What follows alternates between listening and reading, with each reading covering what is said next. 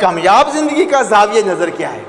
یعنی انسان کس طرح سوچے کہ اس کی زندگی کامیاب ہو جائے، یعنی اس کی دنیا بھی کامیاب ہو جائے اور اس کی آخرت بھی کامیاب ہو جائے۔ عام طور پہ ہمارے معاشرے میں 3 قسم کی اقدار پائی جاتی ہیں۔ اقدار کا مطلب یہ ہوتا ہے کہ وہ چیزیں یا وہ کام جن کو انسان اپنی زندگی میں زیادہ اہمیت دیتا ہے، جن کو انسان زیادہ اہم سمجھتا ہے۔ اقدار کی پہلی قسم کا نام ہے ذاتی اقدار۔ مثلا گھر، نوکری، کھانا پینا، پہننا وغیرہ۔ دوسری قسم کے اقدار کا نام ہے معاشرتی اقدار۔ معاشرتی اقدار یہ ہیں معاشرے کے دیگر افراد کے ساتھ حسن معاشرت، یعنی اچھے انداز سے رہنا۔ مثلا غمی، خوشی، دکھ، درد وغیرہ میں شامل رہنا۔ بعض لوگ ایسے ہوتے ہیں اپنی ذات کے پیچھے لگے رہتے ہیں، اپنی ذاتی اقدار پہ فوکس رکھتے ہیں۔ وہ ان کو اپنی فکر ہوتی ہے، اپنے پیسے کی، اپنے کھانے کی، اپنے اولاد کی، اپنے کپڑے کی۔ ان کو اس بات کی فکر نہیں ہوتی ہے ہمارے معاشرے میں کیا ہو رہا ہے، کون مر رہا ہے، کون جی رہا ہے، کون بیمار ہے۔ اچھا، آپ کے اجتماعی پروگرام ہوتے ہیں علاقے میں تو کسی میں وہ شریک نہیں ہوتا ہے، کیونکہ اس کے زاویہ نظر کا مرکز جو ہوتا ہے وہ ذاتی اقدار ہوتی ہے۔ جس کے زاویہ نظر کا مرکز اس کی ذات ہو وہ انسان نہیں ہوتا ہے، وہ حیوان ہوتا ہے۔ یہ حیوان کی خصوصیت ہوتی ہے کہ وہ صرف اپنی سوچتا ہے، اپنے پیٹ کی سوچتا ہے، اپنی ذات کی سوچتا ہے، دوسرے کی وہ فکر نہیں کرتا۔ وہ ہر چیز کو ذاتی اقدار کے زاویہ نظر سے وہ کیا کرتا ہے، دیکھتا ہے۔ اگر زاویہ نظر کا مرکز معاشرتی اقدار کو بنائے گا تو بھی گھر والے ڈسٹرب ہو جائیں گے، اس کی ذاتی زندگی متاثر ہو جائے گی۔ صرف ذاتی اقدار کو اپنے زاویہ نظر کا مرکز بنائے گا، اپنی سوچ کا مرکز بنائے گا اور اسی کے ارد گرد اپنی زندگی کے پہیے کو گھمائے گا تو اس کی معاشرتی اقدار متاثر ہو جاتی ہیں۔ راستہ ایسا نکالنا ہے ہم نے کہ تاکہ ہماری دونوں اقدار میں توازن قائم ہو جائے، بیلنس قائم ہو جائے۔ تو اس کے لیے اللہ تبارک و تعالیٰ نے کچھ اصول بنائے اور بتا دیے، اگر تم ان اصولوں کو اپنی زندگی میں اپنا لو گے تم اپنی ذاتی زندگی میں بھی کامیاب ہو جاؤ گے اور معاشرتی زندگی۔ تیسری اقدار جو ہیں وہ ہے اصولوں کی اقدار۔ توحید کے ساتھ ضروری ہے کہ انسان کو یہ یاد رکھیں کہ انسان سچائی کا دامن تھام لے، پہلی قدر ہے۔ 5 اقدار بتاؤں گا۔ عدل کے ساتھ انصاف پسندی، نبوت کے ساتھ وعدہ وفائی، امامت کے ساتھ دیانت داری اور قیامت کے ساتھ احساس سے ذمہ داری۔ ان 5 اقدار کے سانچے میں اپنی زندگی کو ڈھالیں گے تو پھر ہماری ذاتی زندگی بھی کامیاب ہو جائے گی اور معاشرتی زندگی بھی کیا ہو جائے گی، کامیاب ہو جائے گی۔ چونکہ ہم اللہ کو ایک مانتے ہیں کہ اللہ کے علاوہ جو بھی خدائی کا دعوے دار ہے وہ باطل ہے، وہ جھوٹ ہے، چاہے وہ نمرود ہو، فرعون ہو یا دنیا کی کوئی بھی بڑی طاقت ہو اپنے آپ کو خدا منوانے کے چکر میں ہو، تو ہم کسی بھی جھوٹے کو خدا نہیں مانتے۔ ایک پوائنٹ۔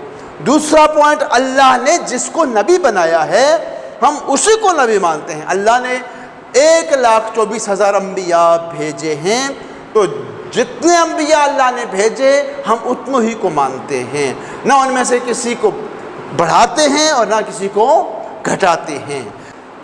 اللہ کے بنائے ہوئے کو ماننا توحید ہے۔ اللہ نے کسے بنایا؟ اللہ نے 1,24,000 انبیاء کو نبی بنایا۔ مولا علی کو امام اس لیے مانتے ہیں، ولی اس لیے مانتے ہیں کہ مولا کو امام اور ولی اللہ نے بنایا ہے، علی ولی اللہ ہے۔ اسی طرح 12 امام ایسے ہیں کہ ہر امام کو اللہ نے بنایا ہے۔ جس کو اللہ نے امام نہیں بنایا ہم اس کو امام نہیں مانتے، کیونکہ اگر ہم اس کو مانیں جس کو اللہ نے نہیں بنایا تو پھر ہم توحید میں شرک کر رہے ہیں، پھر ہم سچائی کا دامن ہاتھ سے چھوڑ رہے ہیں، پھر ہم جھوٹے کو مان رہے ہیں۔ جھوٹے کو ماننا بھی جھوٹ ہے اور جھوٹے کی اطاعت کرنا بھی گناہ ہے اور شرک ہے۔ یہ مطلب ہے صداقت اور سچائی کا، یعنی دنیا کے کسی بھی جھوٹے کو ہم نہیں مانتے۔ اسی طرح ہم اپنی زبان سے جھوٹ بھی نہیں بولتے۔